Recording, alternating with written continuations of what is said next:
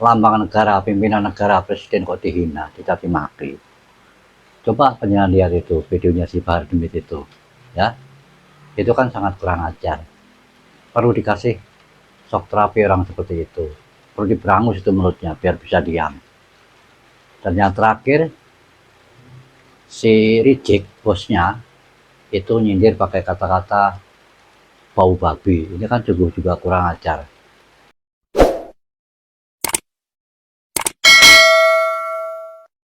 Seharusnya pemerintah itu memberangus kepada orang-orang seperti halnya si Bahar Demit dan si Rijik. Sebab apa? Mereka itu nggak tahu diri, nggak ada terima kasihnya pada negeri ini, nggak sadar dia itu kalau dia itu seorang imigran.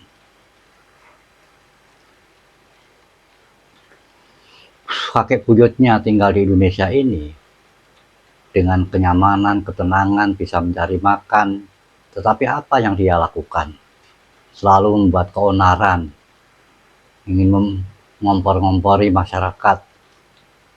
Tatkala masa Presiden Jokowi selalu mengolok-olok Pak Presiden Jokowi, menghina dengan kata-kata binatang.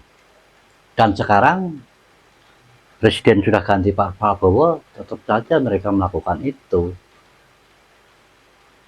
Mencaci maki, mengolok-olok pada Pak Presiden, mengatakan Pak Prabowo pengkhianat. Ini kan kurang ajar. Dan orang yang seperti itu perlu diberi pelajaran. Saya lebih senang kalau pemerintah saat ini bisa bertangan besi seperti hanya pada waktu Bapak Presiden Soeharto. Sebab apa? Orang-orang yang seperti Bahar Demit ini, supaya tidak mudah cocotnya itu asal mengo, kan begitu. Perlu dikasih shock terapi karena nggak ada terima kasihnya mereka itu. Sok NKRI, tetapi perbuatannya ingin mengacau selalu membuat kompor, memanas-manasi keadaan, propaganda, menghina pimpinan negara, ini kan kurang ajar. Dan orang-orang yang seperti itu jangan diberi ruang. Mudah-mudahan saja Pak Prabowo bisa memberikan shock terapi. Kalau kelompok mereka kemarin berkuar-kuar akan mengadakan shock terapi tingkat tinggi, ya, pemerintah harus bertindak tegas. Orang-orang yang seperti itu jangan didiamkan. Lambang negara, pimpinan negara, presiden kok dihina, dicaci maki. Coba penjenengan lihat itu videonya si Bahar Demit itu, ya, itu kan sangat kurang ajar. Perlu dikasih shock terapi orang seperti itu, perlu diberangus itu mulutnya biar bisa diam. Dan yang terakhir, si Rijik bosnya itu nyindir pakai kata-kata bau babi, ini kan juga kurang ajar. Akhlaknya udah akhlak seperti hewan yang tidak bisa dikasih tahu, tidak bisa diberi masukan kepada orang lain, ya akan seperti itu terus-terusan, ya. Mengaku keturunan nabi, tapi mana ada nabi mengajarkan seperti itu, mana ada nabi mengajarkan seperti itu. Ini jelas-jelas bukan keturunan nabi, dan mulut mereka itu perlu diberangus. Saya mendukung pemerintah kalau pemerintah Bapak Prabowo ini memberangus orang-orang yang seperti itu.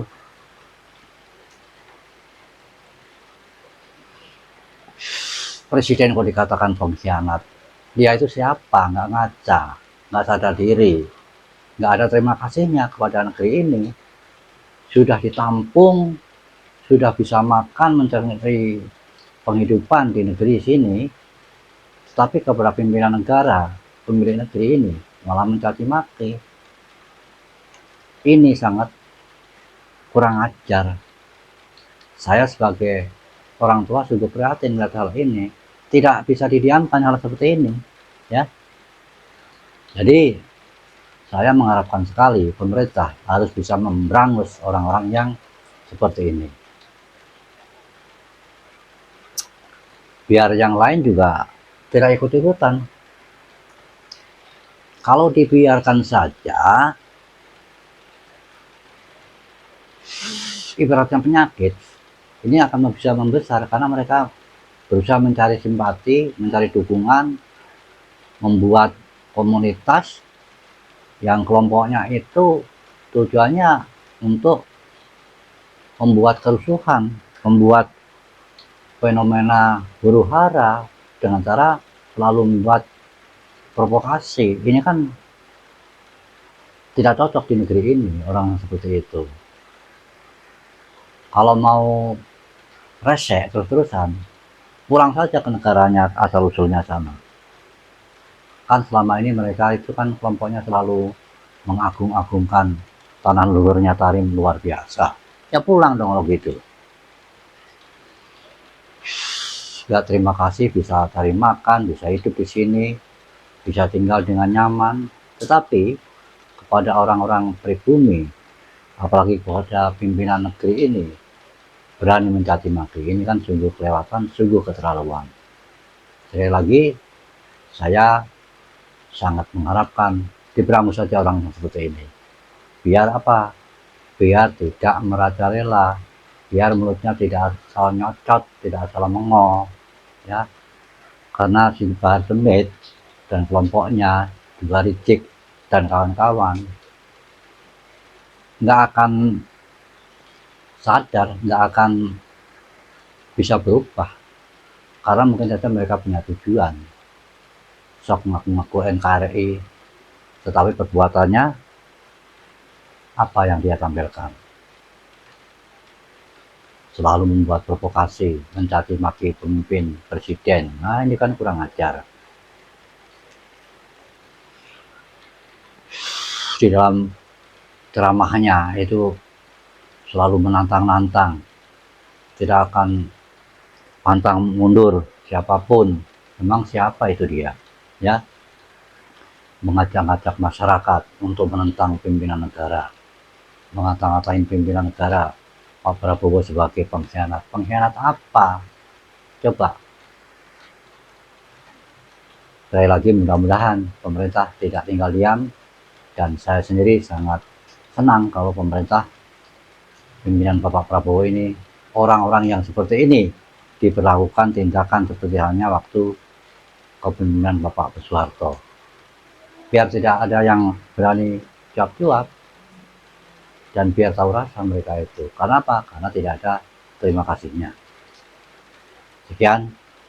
Wassalamualaikum warahmatullahi wabarakatuh.